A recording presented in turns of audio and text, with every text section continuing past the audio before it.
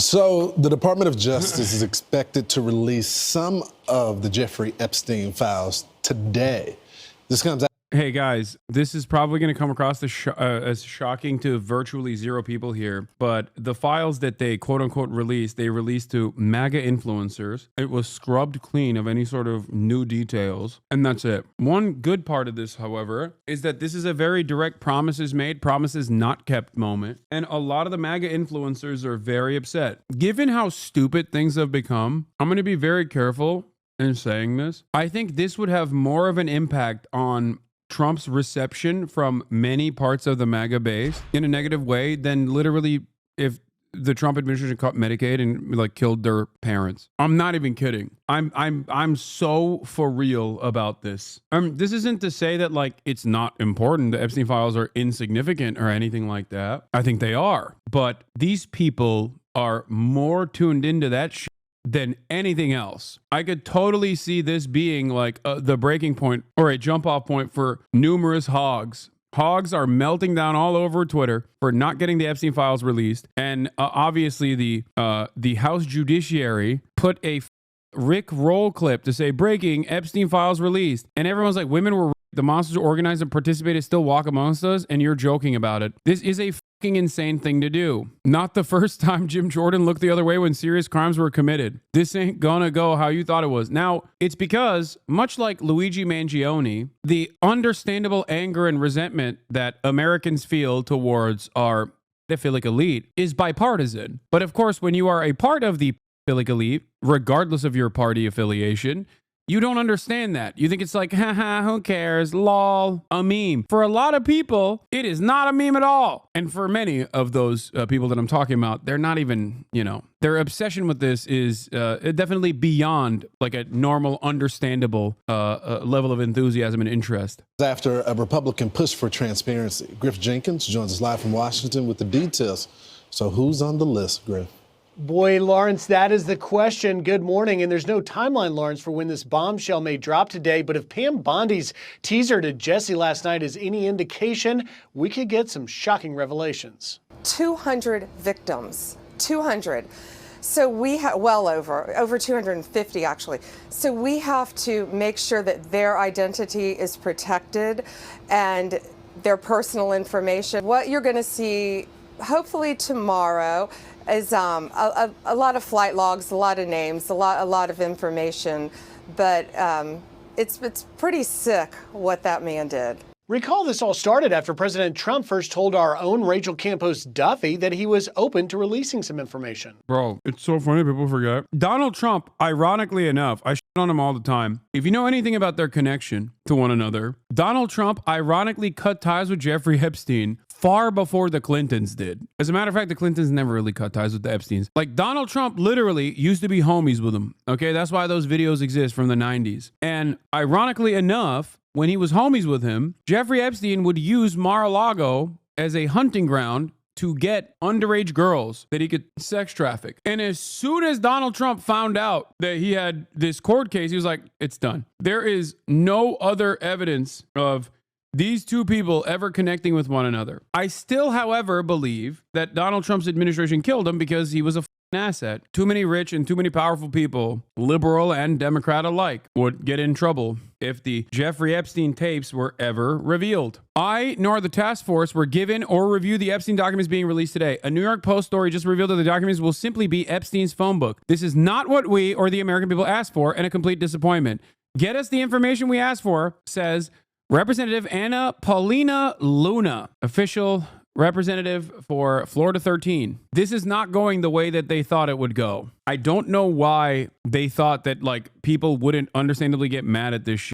Who is subverting POTUS? The Epstein files are a total joke. I know Cash, Pam Bondi, the president. This is not the file.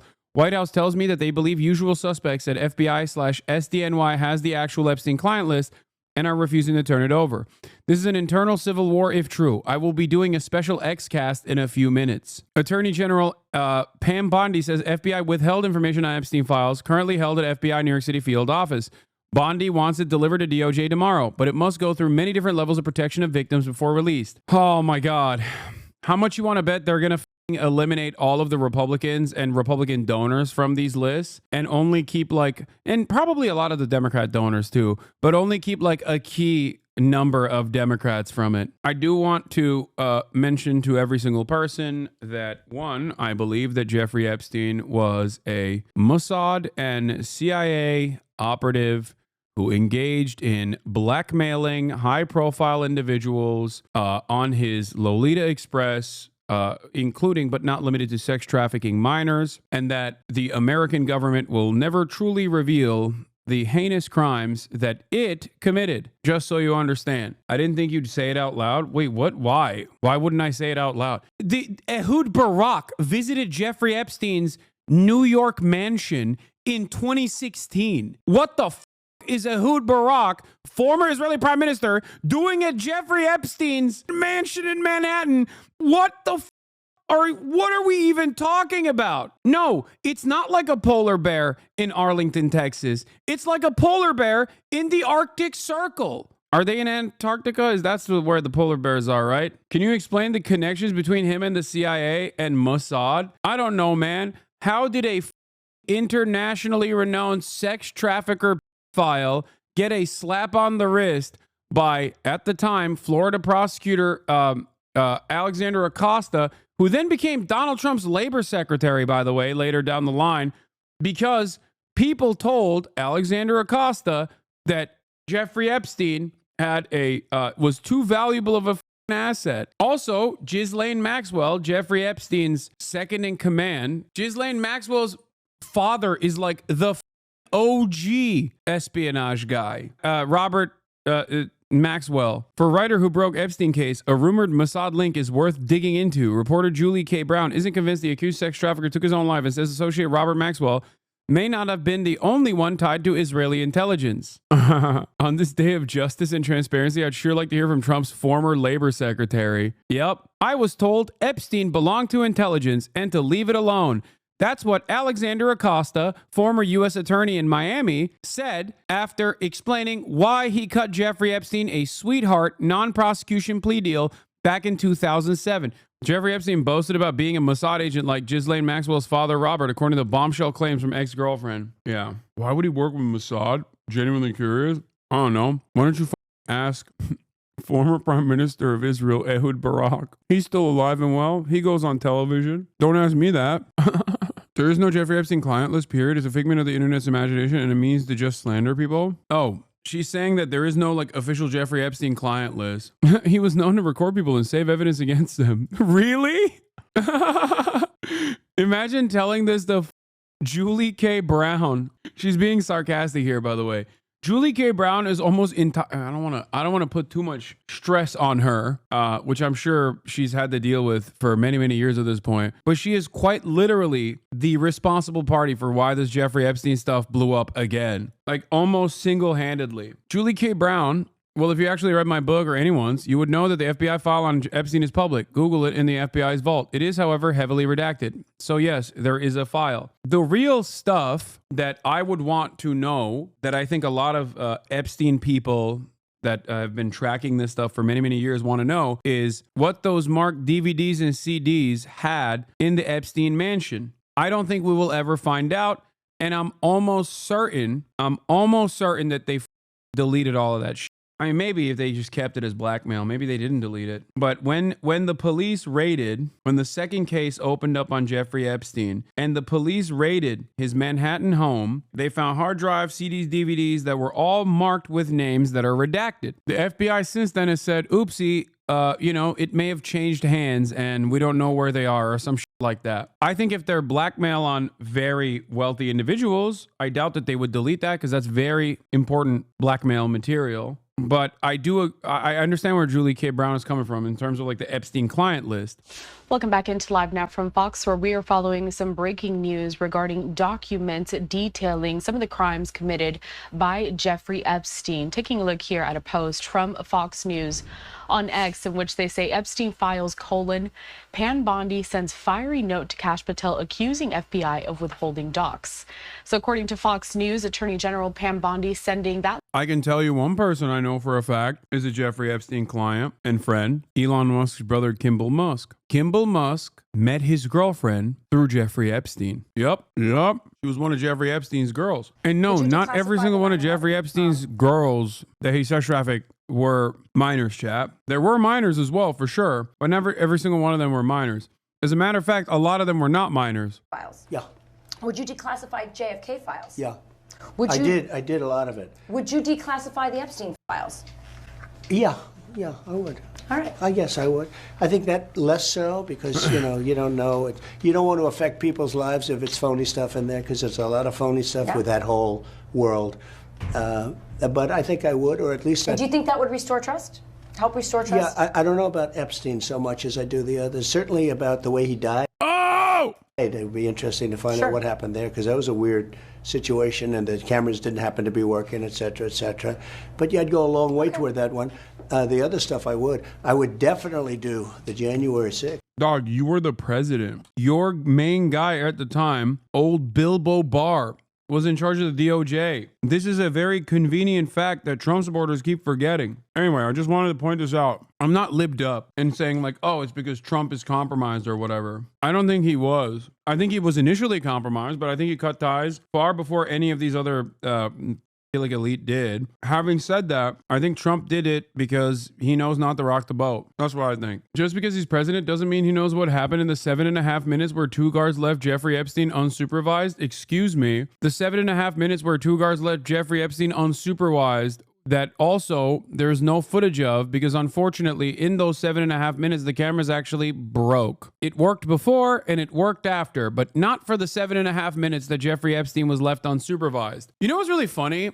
This is probably the one like quote unquote conspiracy theory that mainstream media immediately was like, oh, it's not true. He killed himself. He was suicidal. Shut the fuck up. So I guess technically this is the one conspiracy theory I believe. And it was shocking to me that there were people that literally at the time when I was covering it were telling me like, no, but the New York Times said that it was a suicide. Why would you say that? There were literally people in my chat that were trying to be like, no, you don't understand. It was definitely a suicide. Please shut the fuck up. I actually love conspiracy theories. I love hearing about conspiracy theories. I talk extensively about like how conspiracy theories work in terms of why they are necessary for a lot of people to hyper focus on the wrong shit. If you recall, I have talked extensively about how like liberalism needs conspiracy theories so that people don't recognize that it's capitalism that is at fault. If you don't have a materialist interpretation of the political economy, then you have to, if you operate on good-bad dynamics, then you obviously will inevitably arrive at conspiracy theories. Many of them are obviously anti-Semitic, or at least historically, it's always been Jews that have been responsible for everything in the minds of every freak throughout history. So outside of all the silly, funny, and sometimes scary conspiracy theories, this is, I think, one area where I 100% think that the mainstream media is actively wrong and deliberately not investigating it. Like 9/11, JFK assassination, stuff like that.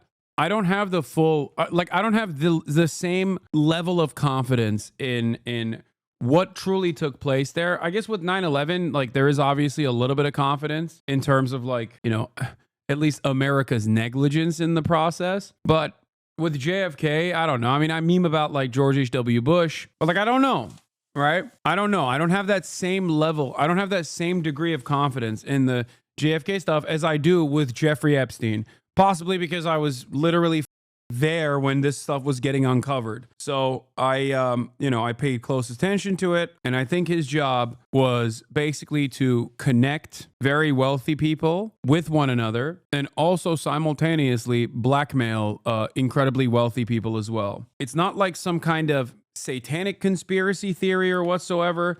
I think it's a pretty straightforward honeypot blackmail operation. Personally, it is ridiculous that this person who got busted dead to rights for child sex trafficking got the most sweetheart plea deal of all time from U.S. attorney at the time and then Trump's labor secretary, Alexander Acosta, that literally allowed him to leave the prison. There is no world in which you do child sex trafficking and you're caught dead to rights and then the government lets you leave the prison during your sentence on the f***ing weekends.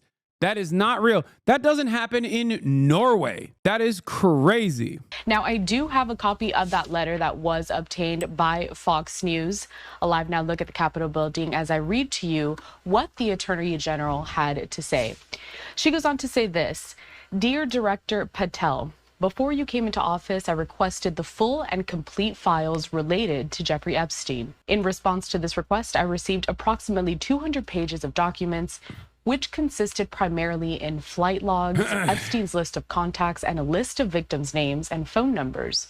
I repeatedly questioned whether this was the full set of documents responsive to my request and was repeatedly assured by the FBI that we had received the full set of documents. Late yesterday, I learned from a source that the FBI field office in New York was in possession of thousands of pages of documents related to the investigation and indictment of Epstein. Despite my repeated requests, the FBI never disclosed the existence of these files. When you and I spoke yesterday, you were just as surprised as I was to learn of this new information. She goes on to say by 8 a.m. tomorrow. What do I make of this intra-hog administrative warfare? I think it's bullshit.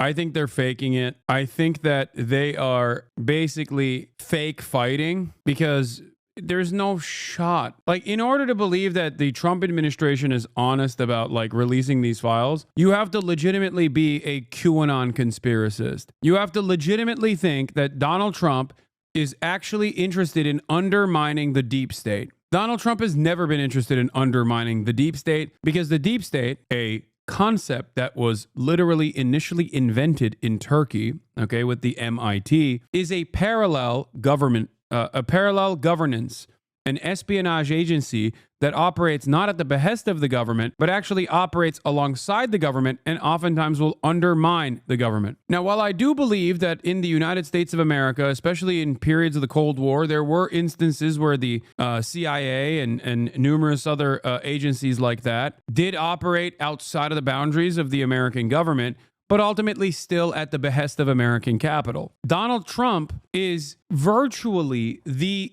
greatest deity of American capital. He is a heaven sent for American February capital. 20. Why the f would the deep state be against him? No, he hates the annoying, boring, lawyer-ass libtards in the FBI. That's it. Why do you think he never talks about the CIA, for example? He rarely ever talks about the CIA. And also, he's a very petty man. He just hates the whole Christopher Steele dossier shit.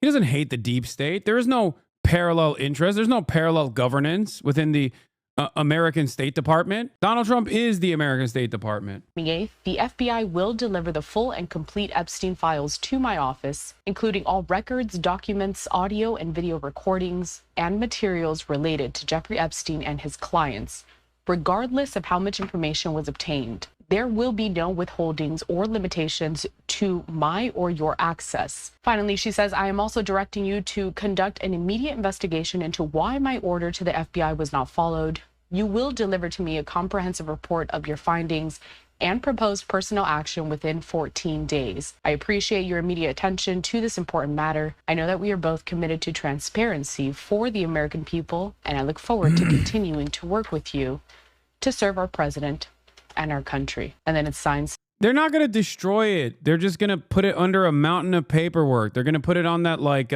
inaccessible information processing system that they have, which if they haven't already, inaccessible by outside internet or anything like that. Yeah, the air gap system that they have, this is probably where they put it. They wouldn't delete it, I don't think. But I will tell you this. I do not think that they will actually reveal any new information. Or if they do, it'll be like legitimate evidence about Hillary Clinton's involvement, potentially. Even that is a bridge too far in my estimation. But you bet your ass Ehud Barak is not going to be talked about. You know what I mean? You think the Trump administration would actively undermine Israeli assets, for example? No. If you think that they would, if the Trump administration would burn Israeli assets or even CIA assets, you're out of your mind. That is a big if, by the way, even for the Hillary Clinton shit. I think that they would also go so far as to protect the Clintons as well. 100p. Because these guys are all elites. Donald Trump hates the Clintons, even though he was friends with the Clintons for the longest time. There's no shot because it's too disruptive. That would be unironically too disruptive. That'd be the most disruptive thing that Donald Trump has done thus far. Regardless of his petty grievances, Trump knows where his bread is buttered. So the Jeffrey Jebediah Epstein files were given to MAGA meme guy DC Drano, libs of TikTok, former OAN anchor Liz Wheeler, who we're reading, Pizzagate promoter Mike Cernovich, and numerous others. Yeah, the person that they gave this to, truly unreal that the Epstein files are being selectively released to, of all people, Mike Cernovich, a pro-rape advocate, this is real, an accused rapist who served as a cat's paw for Epstein attorney and likely Epstein client, Alan Dershowitz, to smear Epstein victim, Virginia Giuffre. Cernovich trained as a lawyer. In 2003, he was accused of raping a woman he knew. The charge was later dropped, but a judge offered him to do community service for misdemeanor battery. His record has since been expunged. Under Nixon, this court should not allow itself to be Cernovich's partner in gratifying his private spite for victims of sexual by giving him depictions of sexual assault to be read or published. Nor should the court gratify Dershowitz's private spite for Miss Giuffre by allowing Cernovich to act as his proxy. Mike Cernovich was harassing Virginia Giuffre, one of the major, if not the most significant Epstein victim. Virginia Giuffre, that Alan Dershowitz obviously despises and shits on all the time when he's not like talking about how Israel is the best country on the planet. Yeah. Alan Dershowitz, the Dersh, who famously advocated to lower the age of consent from a constitutional perspective, of course.